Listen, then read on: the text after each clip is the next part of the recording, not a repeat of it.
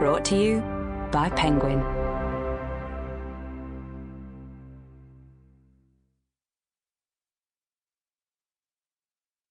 Marilou is Everywhere by Sarah Elaine Smith. Read for you by Kristen Sieh. For Janice Hatfield.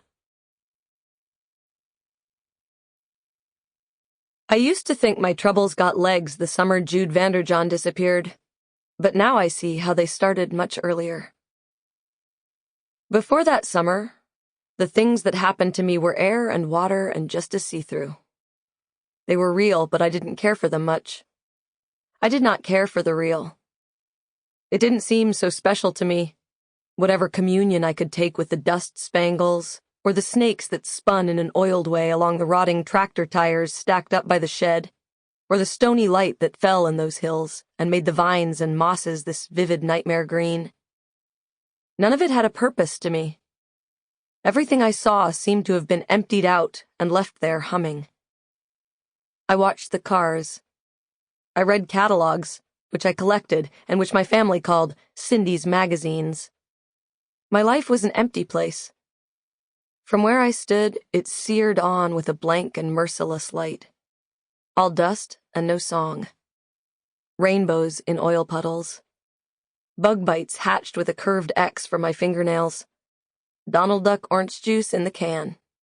Red models on my brother Clinton's puffy hands, otherwise so white they were actually yellow, like hard cheese.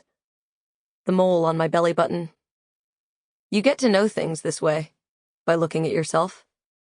You know the world by the shape of what comes back when you yell. I had only ever been myself, and found it lacking. Even when the sun was shining, when the world was up, when I was born. And some days I was really, really born. Most of my day I spent carving little pits in time where I could hide out in a texture of light or an idea. And then that summer, I made a space between myself and all that. I guess how I could say it is, I began to see the other world, and it was not real. And yet I could pull it across the real at will, like a thin cotton curtain. When I stood just far enough outside of it, my life, suddenly the blaring light resolved itself into a huge movie screen blooming out of the dark, a woman's jaw jutting into the abandoning tilt of a kiss. The beginning of romance came from that distance, black and white, the sparkling velvet dark, and always someone else is there in the mind, in the cavern above my head, but a stranger. But it doesn't matter, really. The point is that at that moment in my life, I would kill or die or kill to be anyone else. I wasn't trying to become Jude. Not exactly. But I wanted to disappear, and she had left a space. When I stepped into that space, I vanished from my senses. It changed me into someone who didn't have my actual mind. The same way it changed Jude when Virgil called her Marilou as they walked the halls of our high school arm in arm, shining like magazine people you'd never see. She became that other girl, and it lit her up. And that is what I wanted. Now I know how that sounds. Teenage. I was, and it brought me to wickedness. Except in wickedness, I loved the world, too.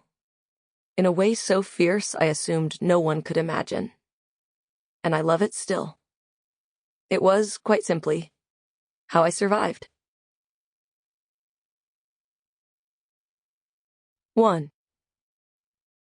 Jude Vanderjohn was last seen in the parking lot across from Birchnell's General Store in Gans, just over the West Virginia border, where she had been camping in Cooper's Rock State Forest with 4 other girls from the newly graduated West Green High School senior class. The quickest way back went through Morgantown, but they had gone instead through Fayette County. When asked why they took the long way, Kayla apparently said that they wanted a prettier drive. They weren't anxious to come back so soon. Then when Detective Torboli asked again, she admitted they had wanted to smoke a blunt in the car, and Jude... Sample complete. Ready to continue?